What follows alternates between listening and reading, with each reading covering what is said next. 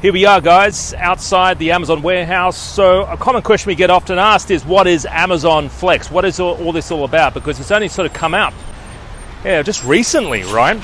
So what Amazon Flex is, it's like the Uber. Look at that. I could take it home with me, couldn't I? It's like the Uber of Amazon delivery. So rather than relying on toll or specialized couriers, they basically have people just like you, just like me, rock up in their cars, pick up your delivery and basically do it themselves, right? Send it to themselves, right? So we'll deliver it to you.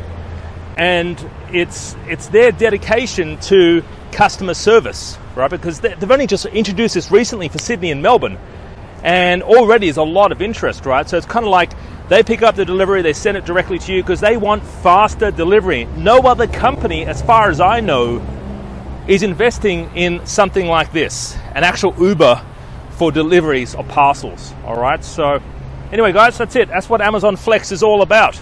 And this is why Amazon is going to be the big boy of Australia. It's already a big boy of America, right, and most of Europe. But this is why it's huge. It's because they're investing so much money in infrastructure.